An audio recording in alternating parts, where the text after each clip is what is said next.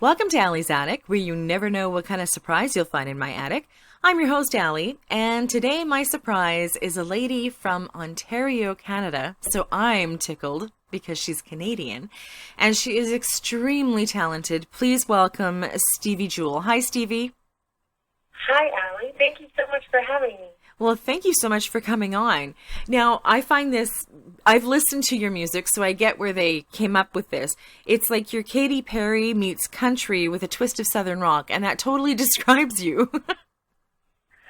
Yeah, well, that's a funny story. It actually came from a producer when I first started making trips down to Nashville, and that was the sound that he used to describe one of the songs that we were working on, and then I said it to someone else in sort of a joking way, and then it just stuck, and it has been so accurate for me. Yeah, it has, because you have that sound. Now tell me, I know you're in Nashville right now, but you are originally from Canada, so tell me all about your journey. Like, how old were you when you started getting interested in music, and what's it been like, and how are you doing right up to now? So I started being interested in music for as long as I can remember. When people would ask me that question that everyone asks little kids for, you say, well, what do you want to be when you grow up? And kids will say anything from a dinosaur to a ballerina to a fireman, and I always said I want to be a singer. And that was just my answer, and always has been, and probably always will be. And I guess it really started, or my family started noticing that I had an inclination to be very vocal. Before I started speaking, I would pull myself up on the couch next to my brother, who was working nights as a teenager in high school, and I would sing in his ear. And of course, it was an 18-month-old sort of making noise, but sustaining notes in his ear while he was trying to sleep from just getting back in from work. Oh. And that's when my family really started to wonder, is this girl going to be a singer? Why does she do that? Oh, that's cool. Your poor brother, though. He never got any sleep. Now, you've had quite the journey, like I said. I can't believe that you were 18 months old and started. So you just continued on through school singing, or did you just kind of give it up until you decided when you graduated where you were going to go to school and what you were going to do? Oh, I think I probably, now I understand a lot more of the deepest parts of music, so what it means to be a songwriter and what experiences you're writing from and how music touches people. But as a child, I just wanted to sing everywhere and anywhere. I had my grandparents, when they would come visit us, sit on our couch, and I would stand on the mantle of our fireplace because I was putting on a show with costumes and whatever quote-unquote costume I could find, whether that was my mom's high heels or a feather boa from a Halloween outfit. And then it progressed to, I started singing with a group of other kids that really wanted to perform. So we all had the same vocal instructor, and we were young. I think I was maybe 10 when I started with her. And so everyone else was around the same age as well. And we all would sing songs from musicals or pop songs, whatever. We got to choose our own material. And then she would find opportunities in the community for us to perform at like small fairs, festivals, or 4th of July, or Canada Day events, that sort of thing, where it would be a community event that was appropriate for kids to perform and that families would enjoy that kind of entertainment. Wow. That's awesome. Yeah, and it was fun. It was great because so many people ask, when did you start and how did you perform when you were young? And it's such a rare opportunity that you find a place where children can perform. Yeah, really. Well, congratulations to her. I mean, she nurtured everybody that was in there, and look what happened. Look at you now. Absolutely. Yes. Now, this blew me away. You were multi-award winning and Grammy nominated before you even turned 20 years old. Yes, I always feel very humbled by the opportunity to even be considered for some of the awards, and it's very humbling to find that people resonate with my music in the way that I intended for it to be received. Wow. So it's been an honor, really, to be considered. Yeah, I could imagine. Now okay, before I'm going to talk about where you performed, I want to talk about where you've gone to school. You are a graduate of the Royal Conservatory in Canada, Las Vegas Academy for the Performing Arts, and the Atlanta Music Academy. As well, you went to school where Brad Paisley and Florida Georgia Line went. You went to the Belmont University. I did. Yes, I did.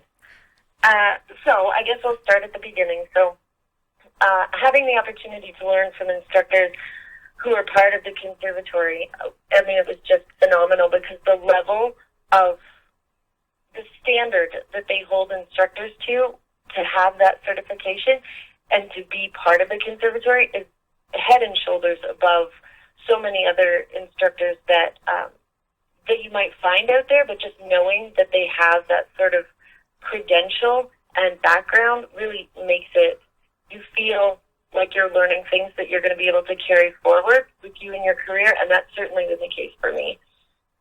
Wow. And then at Las Vegas Academy, which was a performing arts school, I learned so much about the different aspects of music. So I knew about performing, but the Las Vegas Academy was a full engulfing experience of what musical theater is. And they take it so seriously, and it's such a big event that they spend months rehearsing like an actual Broadway show would be put on. They do it to the same standard for younger performers, obviously, but they really try to drive home a real experience, and learning how to be professional and to exist in that kind of environment at a young age was invaluable. Yeah, I guess so. And Atlanta, I didn't spend as much time there as I did in the other areas of study, but it was a great opportunity, and I'm so fortunate to have had the opportunity to go there and to learn from a community of instructors that have an entirely different background and skill set from what you find in Canada or in Las Vegas, and it's more similar to what I found to be my experience at Belmont, which Belmont is like home to me. It's now my alma mater. I recently graduated, but I love it so much. I was sad to leave when it was time to graduate, and I just really can't say enough good things about my time there and my professors and how much I learned about music, and how, more than anything, it's helped me become the writer and the artist that I am. Wow. That's awesome. What a background. I mean, wow. Now, your single Memory Lane from 2015 was played on our Canadian radio station, CBC. Yes. What was it like? Like, did you actually hear yourself, and what was that like?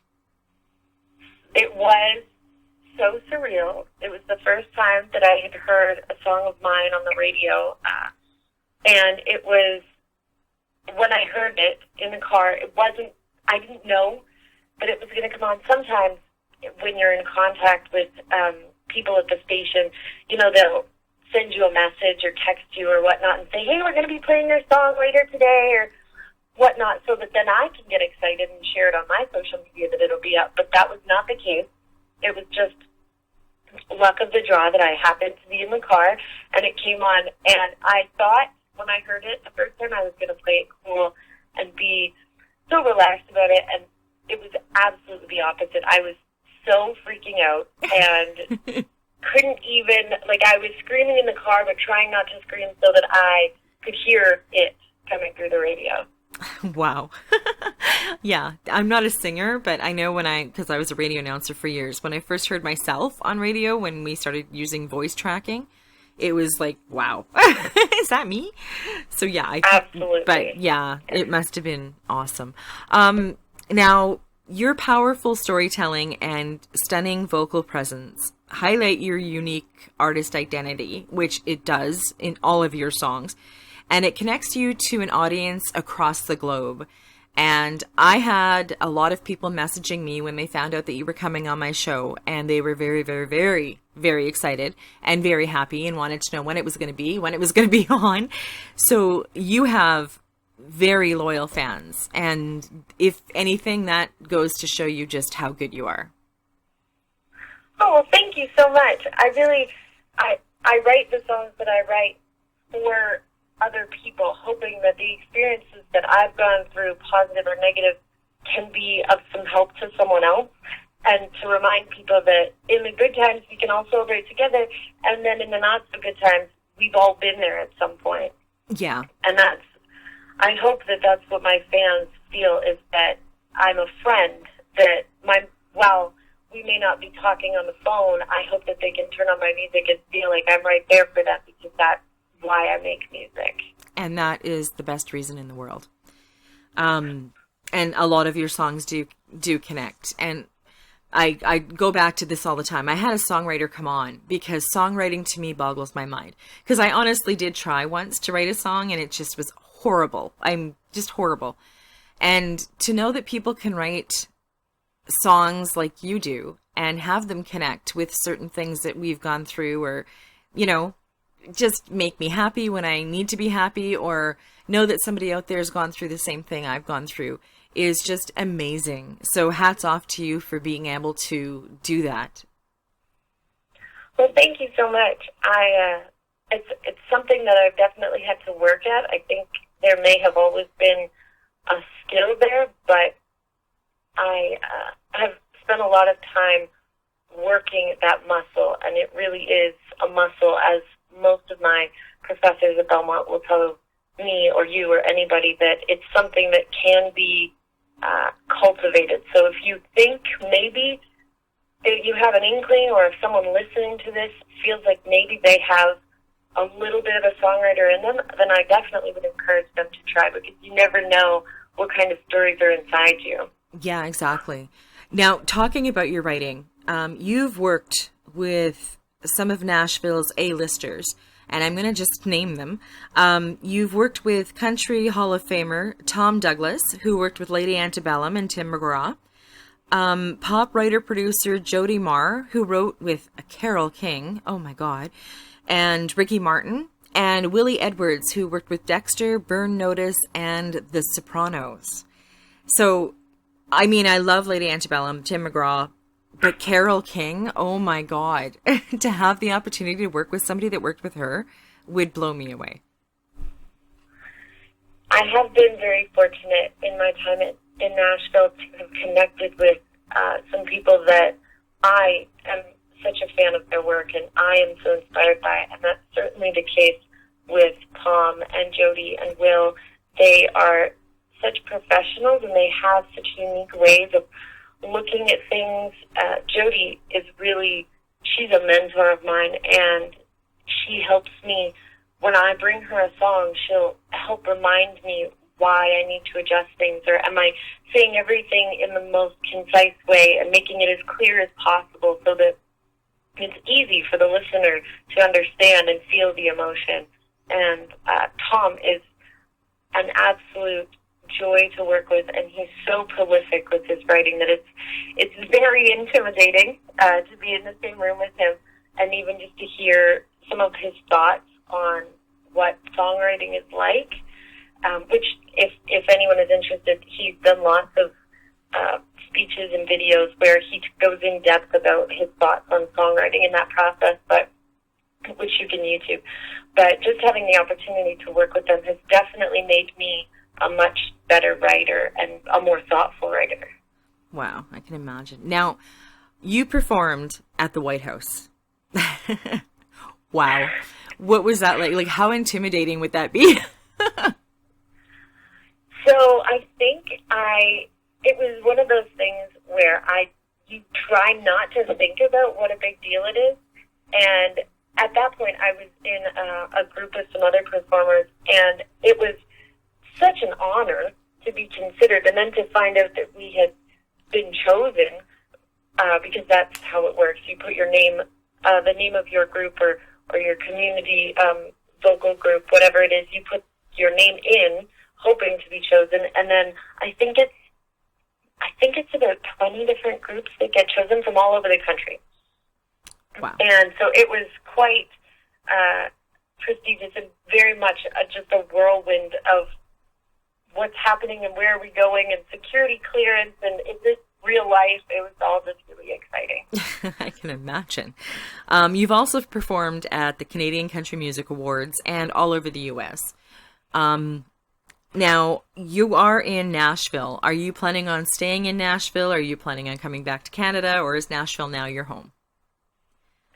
I think I will always think of Canada as home, and Nashville is probably my second home. They definitely treat me as though I am a member of the community here, and my friendships here are very real and lasting. So at this point, it's very much 50-50, and that's like I will have 2 weeks of shows in Canada, and then I'll be back down here to write, and we're working on a full EP for the fall, and so now I'm here recording on that a fair bit, but next week I'll be up in Canada playing again for a July 1st show. So it's very back and forth, but I would say that it's probably about 50% of the time in both places, and I really wouldn't have it any other way because I love them both so much. Yeah, and I'm glad to hear that you're coming back for Canada's 150th. Absolutely. Yeah. I wouldn't miss it. No kidding, right? It's going to be very, very exciting. Now, I don't even, how old are you if you don't, and if you don't want to say, you don't have to. Oh, no, that's fine. I'm 26. I'm very proud of my age and that I try to strive to be a writer that can pull an audience's interest from someone who might be 16, but also somebody who might be 45. So I try and split the difference, being that my age is right in the difference and right for both audiences. Yeah, and you don't look 26, and you're absolutely beautiful, and you're so tiny. Well, thank you so much. You're welcome. Well, I am proud of you, period, because you're a Canadian and you're doing so well. And I love your music. Absolutely love it. And it's in my playlist now. And if you had any advice, Stevie, to give any new artists that are starting out, what advice would that be? I have 2 pieces of advice. And the first would be to work on your craft, whether that's singing or playing guitar or piano or writing every day, because it will help you get better. And that's one thing that I have heard from most of the writers that I've worked with, from my mentors that you even mentioned. They will say the same thing, that writing every day, you just start to become a better writer, and things come out of you that are very natural and relatable that you wouldn't have said, but through practice and being vulnerable with yourself, these universal truths start to come out.